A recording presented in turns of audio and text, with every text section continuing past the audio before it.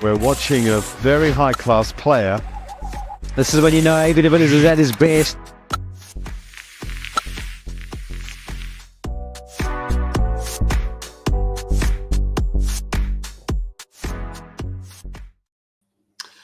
Welcome to the 360 Live. Thanks for joining me.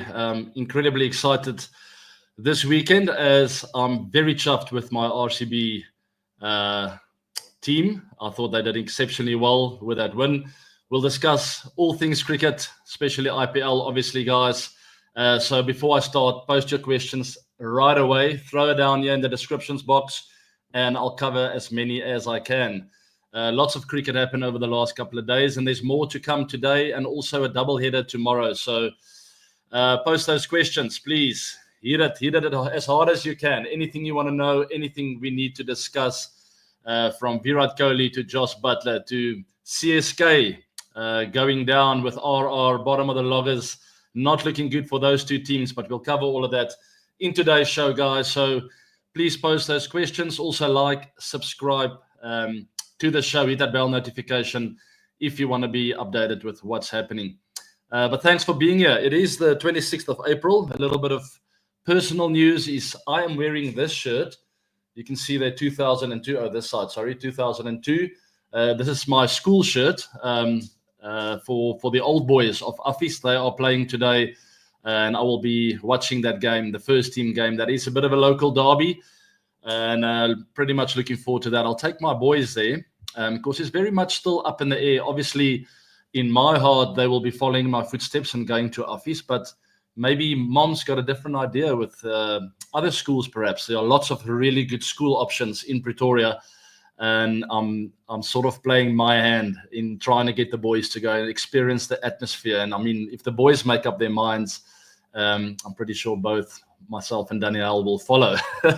So yes, I'm playing my trump card because I know that's how it happened for me when I was 8 years old.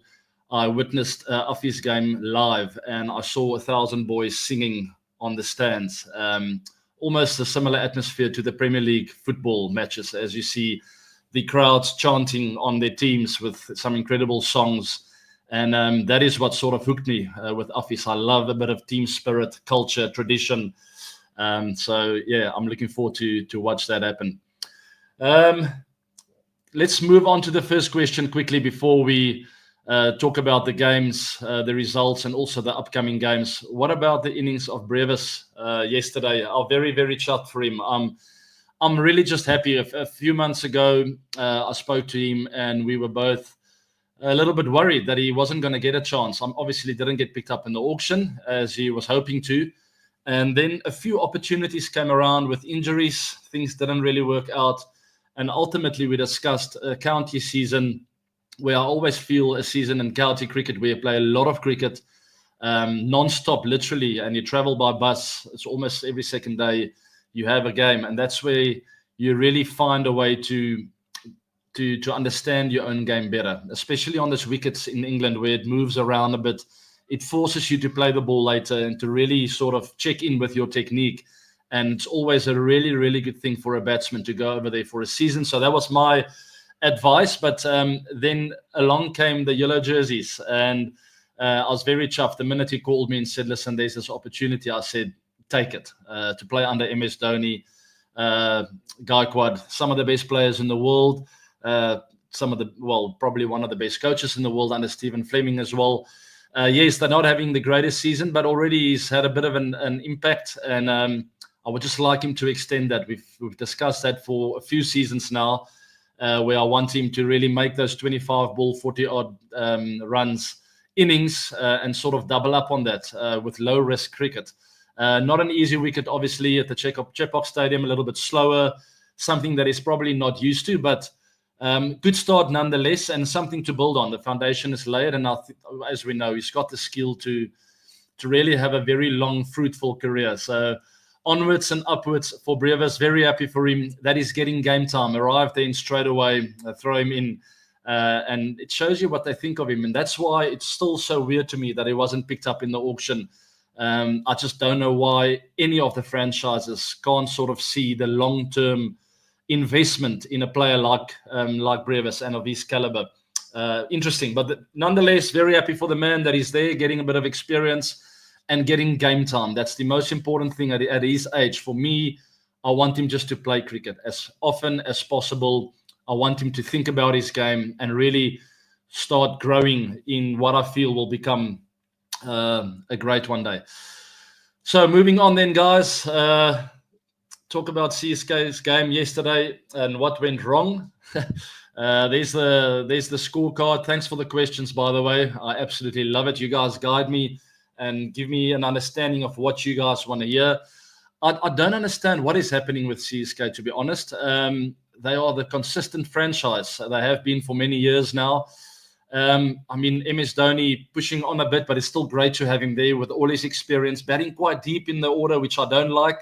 I'm not going to bore you with that anymore. He didn't have his best game yesterday, but I still feel he needs to bat a bit higher. Imagine him and Brevis at the crease together, this explosive youngster, both fast between the wickets. Those are the things that really excite me.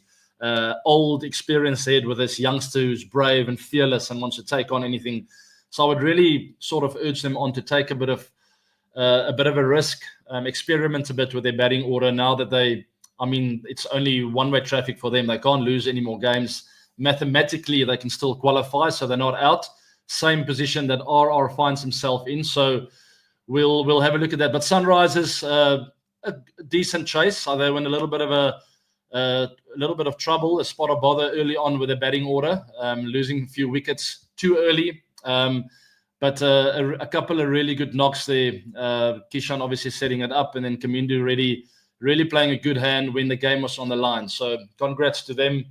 Still in the hunt, also not on the right half of the log. They would like to get in that top half of the log as soon as possible. But that was a really good step in the right direction for them. Let's have a look at the CSK squad then quickly, and maybe take a question or two about this squad. I don't know, guys, what you think. The ideal 11. I'm not going to run through the whole 11. I don't think that is the issue, to be honest. I'm just very happy that Brevis is in there. They've had a few batters that's been out of form. I don't think there's much wrong with the bowling attack. They just haven't had enough runs on the board. A couple of good chases with Dhoni saving them at the back end of those innings. But I feel the top five needs to score more runs. And with Brevis there, hopefully he will be the difference. There's a Rahul Tripathi, lots of experience there. Gaikwad, Devon Conway just not in the greatest form of his life. And it's just one of those. I don't know what else to say, really. I don't know what you guys think. But all in all, just not a great season so far. They're still in the hunt, so it's not all doom and gloom. But lots of hard work ahead and a big mountain to climb for the yellow jerseys. Let's talk a little bit about Josh Butler. He's been under the magnifying lens for a while with his wicket keeping, which is interesting. His move to Gujarat Titans has been impactful, especially his beaten 97 against Delhi Capitals. What's your thoughts on his adaptation to the new team? Yes, he's an absolutely incredible player. Wonderful batter, great thinker of the game. And in that 97 innings, funny enough, he did make a couple of mistakes with the gloves in hand. So the media and the presses have been talking a little bit, and the commentators are talking a little bit about his wicket keeping.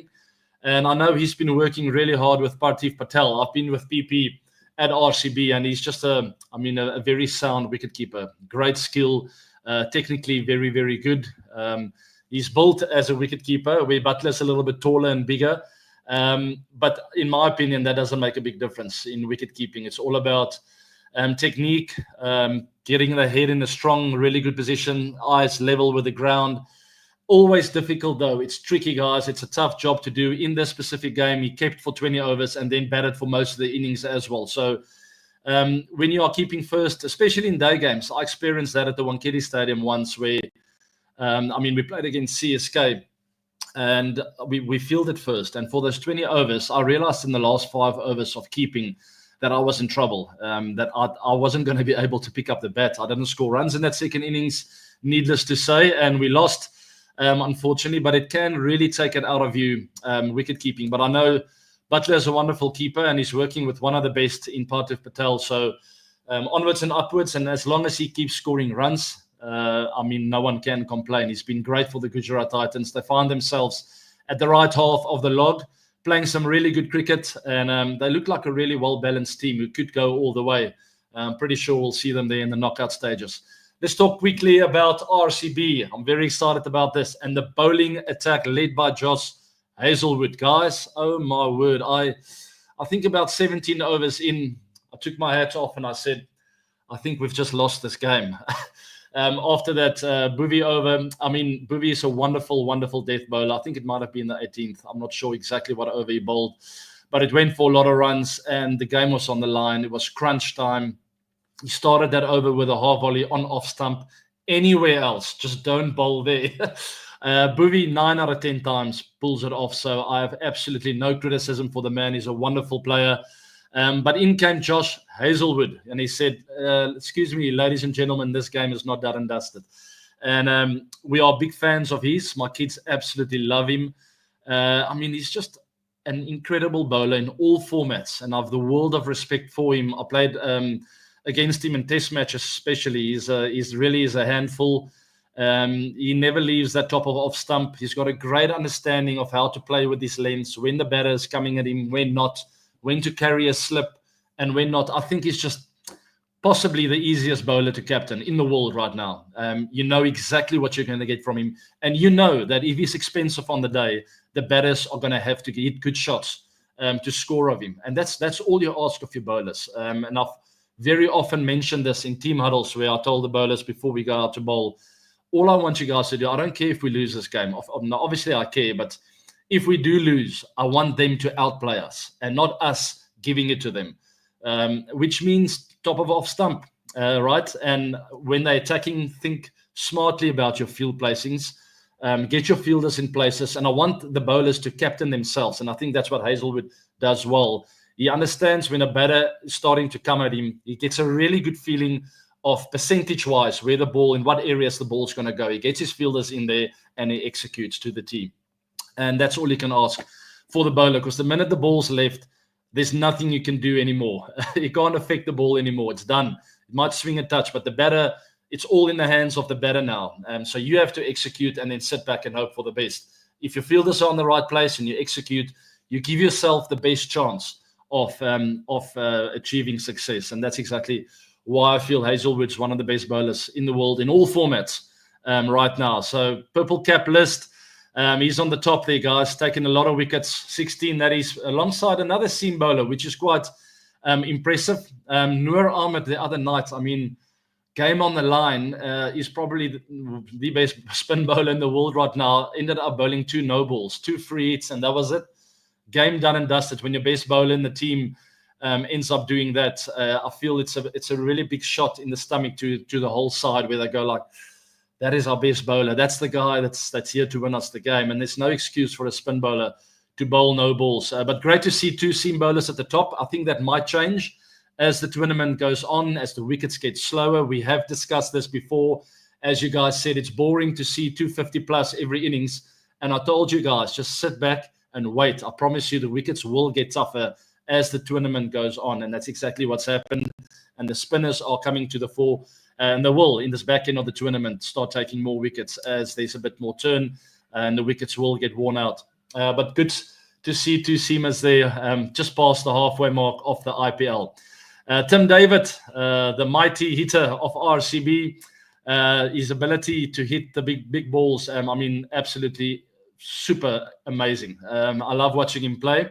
Once again, we're big fans of his here in the house, as I've played with him before. Such a gentle giant, a very, very kind-hearted, nice man. I remember in the bubble at the IPL, when we were in the UAE, I would come out of my room sometimes and we had a big, like an open space in between the rooms, quite a big play area for the kids. Every morning when they woke up, they would run there and play cricket in the in that foyer area, whatever you want to call it. And I would find Tim David and Harshal Patel very often playing with him. And I just recall looking at them and thinking, yeah, that's very, very kind of them. Very nice. I mean, in between IPL games, lots of pressure to still have the time to play with children, and it's not even your own kids. So that's where I took a really big liking in Tim David, also Harshi. But yeah, lots of respect for David as he comes in what I think I know is the hardest position to bat. You're confronted with different situations in every game. Sometimes you bat under extreme pressure when we're 3 or 4 down early in the innings before the 10th over. And at other times, the game is on the line. You hardly ever get a stress-free game where with opening batters, they know the entire order is still to come.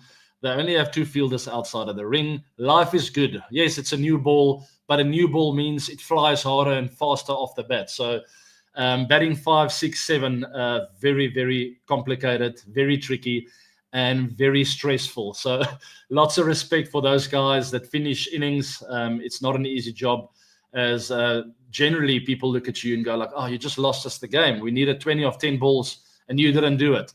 But people generally forget about the other 180 runs that that maybe didn't happen at a fast enough rate. Anyway, lots of respect for him. Rajasthan Royals, guys. I mean, a couple of games now, not chasing, not finishing.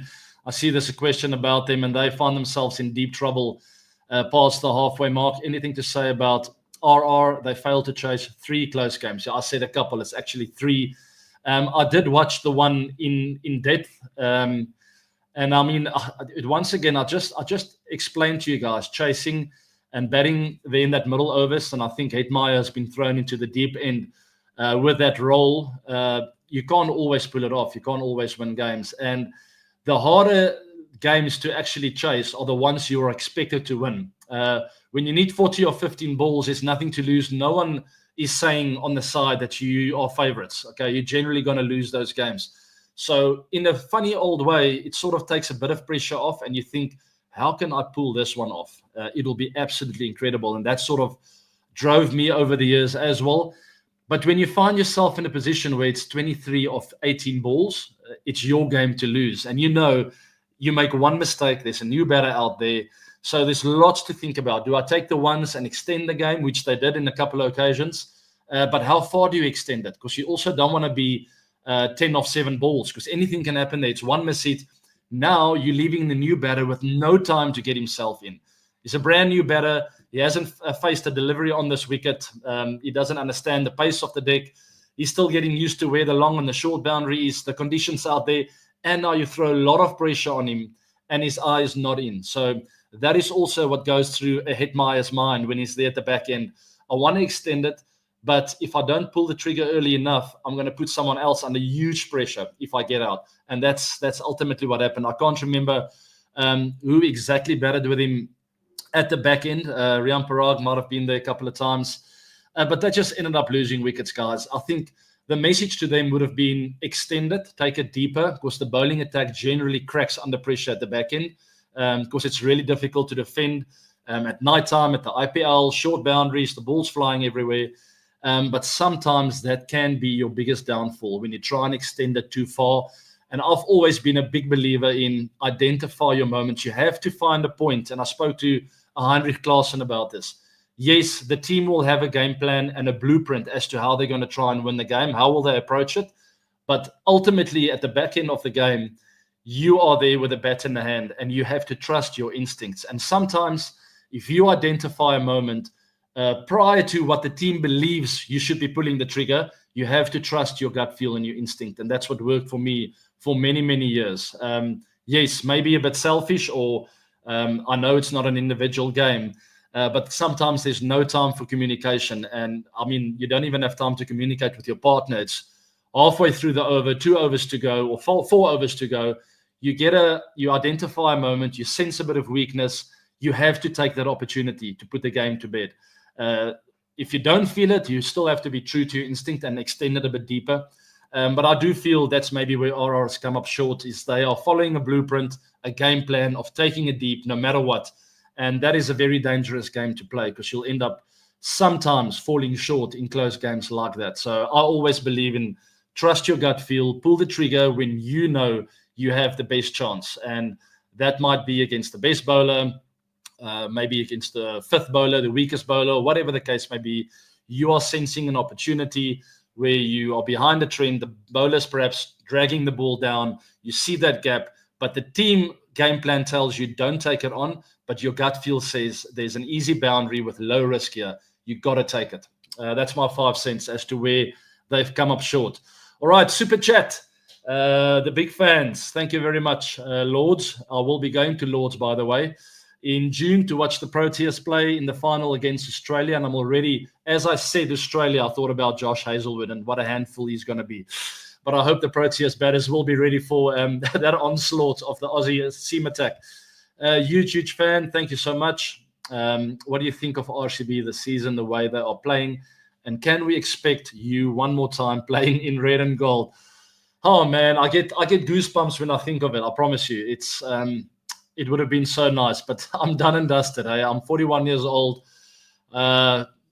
One eye is troubling me a bit. I'm going to play a bit of casual cricket, competitive but casual. There will be too much pressure when I go into the IPL for RCB again. I'll expect too much of myself, I think. Having not played for many years, the level is really, really high there. And I don't know. Never say never, I guess, but I don't think so, guys. I'm really sorry. I know this question comes up quite often. Would have been nice, but unfortunately not going to happen. So RCB, let's get back to the question. I have told you guys prior to the auction what my wishes were for RCB.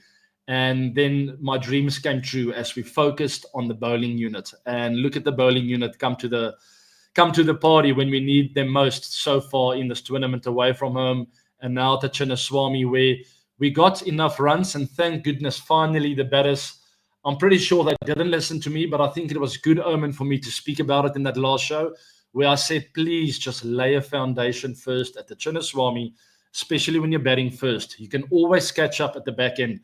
And we did that. We laid a fantastic foundation. Virat playing a great hand again. And I can't wait for Full Salt to come good again, because then we're going to get 200 plus quite often.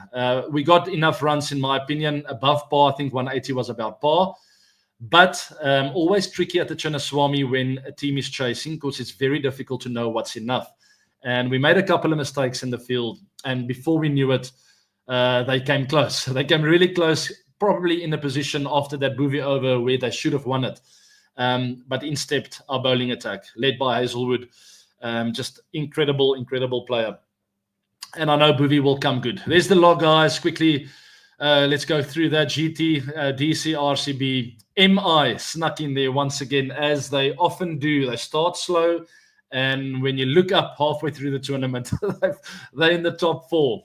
Incredible fighting spirit. Rohit Sharma back in form, which is great to see.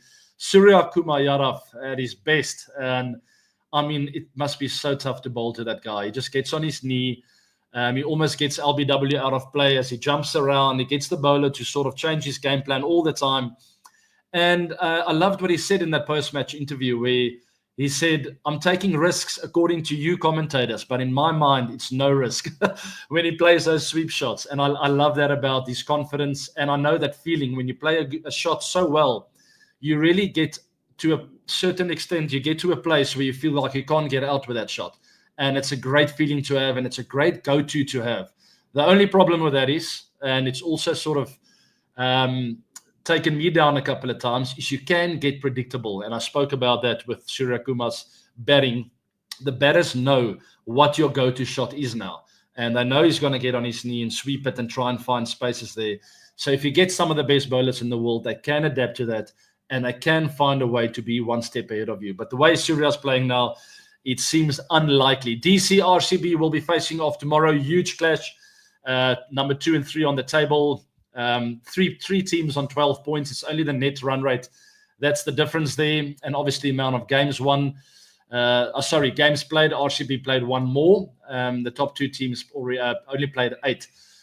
So very, very big clash for RCB in Delhi. It's going to be important for RCB to sort of maintain that away form. It'll be great. Arun Jaitley Stadium. That is tomorrow, 7:30 p.m. So it's the later game. It's 4 p.m. in South African time.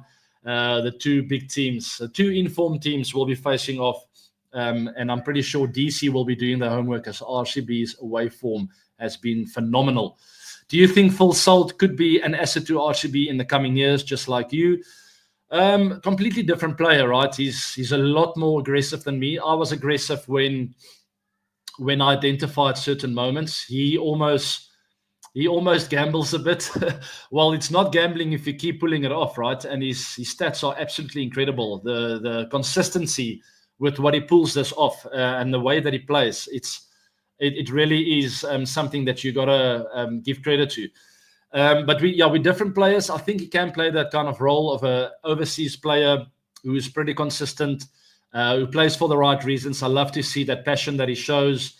I saw this guy play many, many years ago when I watched him play in the BBL in the Big Bash in Australia, when I played for the Brizzy Heat team, and I watched him play there, and I thought this guy's got a bright future. Very aggressive. I still think for the aggressive batters, my message is always to find a way to sort of just extend it a bit further. I'm a bit greedy when it comes to that, because I know the kind of damage they can do if they bat for 5 or 6 overs and they're there halfway through the game. It's such a headache to the captain because you don't know what to do anymore. You've thrown all your cards at him. He's handled it and he's scoring at a fast rate. And now what? So that will be my only message to Phil. I know his role is to be the aggressor alongside Virat, who just plays his game, and that's absolutely perfect. But still, if you get an opportunity, you sing it well on the night, don't give it away. Just extend a little bit. Be prepared once or twice to go back to the second and third gear of your batting speed, settle back again, take 3 balls, and when you identify moments, and that's that word again, identifying moments, that's what I believe in cricket and for batting. Be true to what you feel out there and what you see, bowlers that you fancy. Don't just give it away when you're not feeling comfortable. Wait for that moment. All right. And sometimes if that moment comes too late, you have to pull the trigger. I understand that. But then at least go to your strength, your best shots in spaces that gives it where the lowest amount of risk is with your best shot. So things like that, I really want Full Sail to focus on, just to extend it a bit and to play the percentages a bit better. Virat, let's pull that up. I see a question about Virat. What about his form?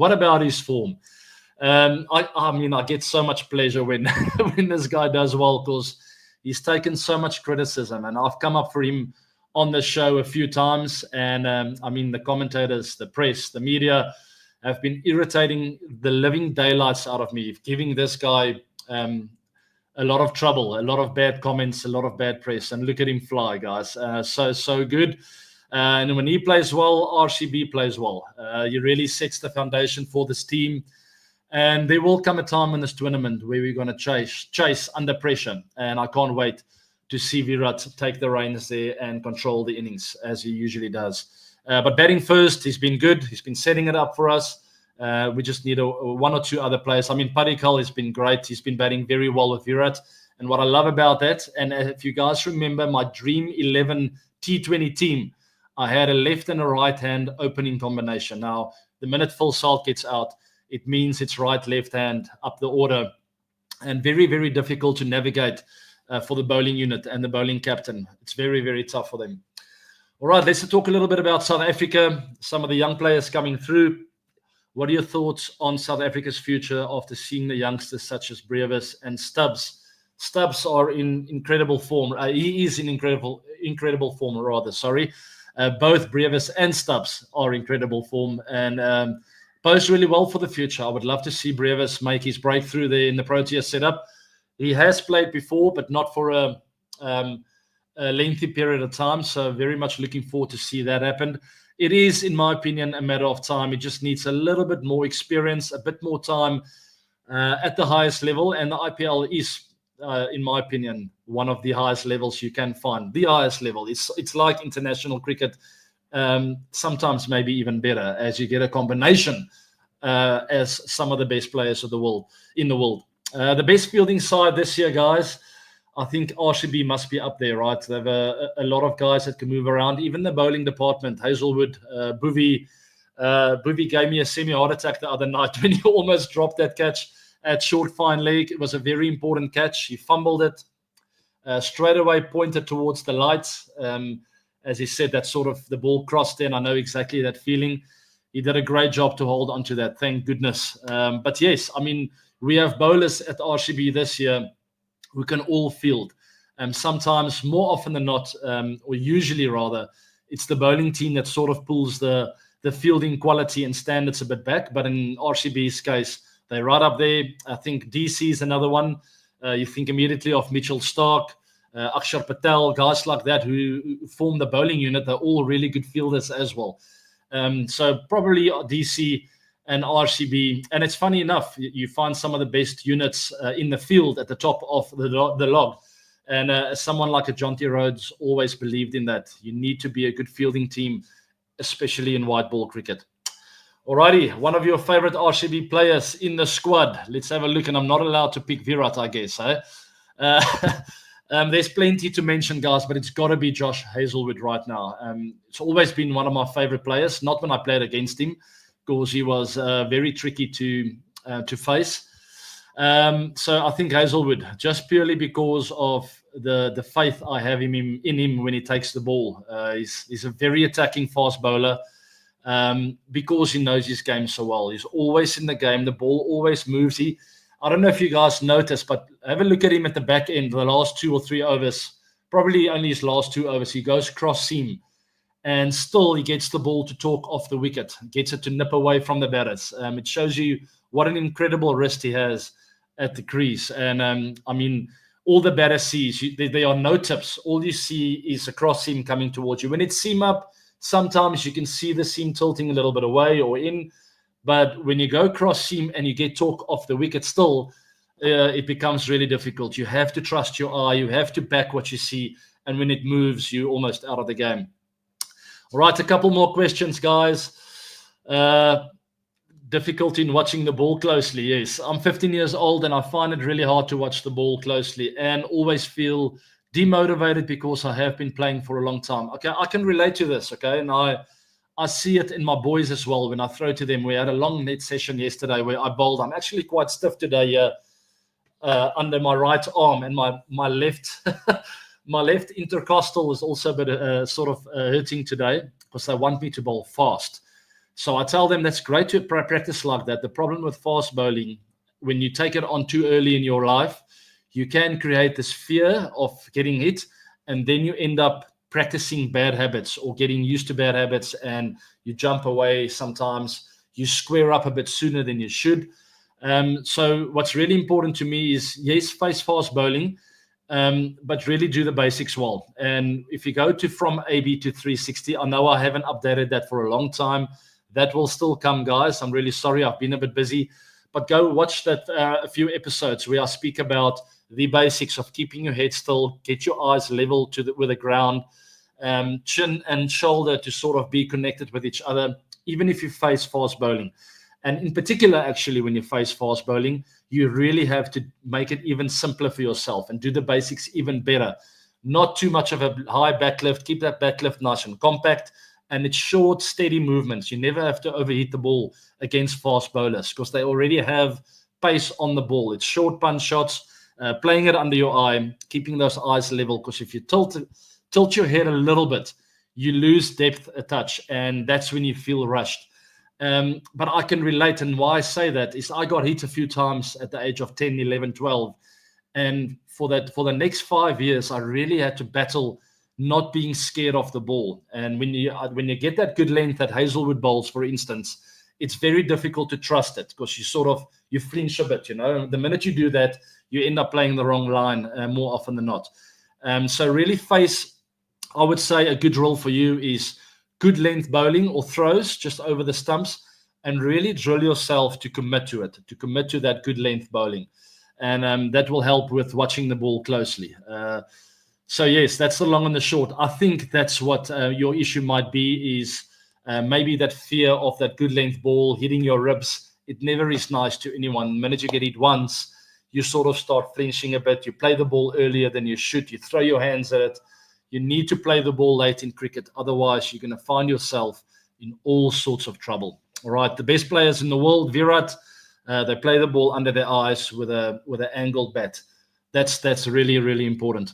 My memories of my school days. I see there's a question of that. Any special memories? I will sort of rekindle those memories as I'm going to office today to watch that first team play. I've got the shirt on. I've got a Masters cap on, but at least it's green. It's the main color of the school, very similar to this color. So the memories will flow back as I walk out to the main rugby field, as I'm going to support that first team. Some great memories. I mean, I've got this shirt on. That's the colors of the first rugby side as well. And just fond memories of running out there for the first rugby team. 10, 15, 20,000 people sometimes watching our games, the school singing songs. And sometimes I did some special things on the field. Sometimes I made some mistakes as well. And you get and it's a terrible feeling. But sometimes, often the highs sort of carry you through those games. But that's it, guys, for this week's 360 Live. I really appreciate all the questions. Enjoy today's game. Big clash is coming up tomorrow as well. Doubleheader. RCB will be running out, as I mentioned, against DC. So keep your eyes on the television screens. If you're going to any other games, enjoy it. Shout for your favorite teams, especially for RCB. And that's what I actually want to bring that up. There's a youngster with the Gujarat Titans the other day. He was on television or maybe on Instagram. I can't remember where I watched it, but he was interviewed by a guy and he had this Gujarat Titans shirt on. And they asked him, who's your favorite player? And he said, Virat Kohli. And the guy was like, okay, cool. You're watching Gujarat Titans today. Eh? You support Gujarat Titans? And he says, yes, I'm here at the game today. I'm going to support GT. And he says, well, who's your favorite team then? And he said, RCB. So that was quite funny. I found that extremely funny. Youngster is about 10 years old. If you find that video, maybe we'll pull it up. I had a good laugh in front of the screen. Guys, follow me in socials, Instagram, Facebook, and Twitter. Subscribe, like this show, and have a wonderful, wonderful weekend. And I'll see you guys this coming week as we will analyze some of the games that have taken place over this weekend. Go RCB. I'm going to say it every time. They are on track, playing good cricket, and I'm quietly excited and confident. Go have a look at my social media post as I spoke about RCB. And I'm just very, very excited, especially when we can defend totals like that. It's really, really looking good. Have a good weekend, everyone. I'll see you in the week. Take care now.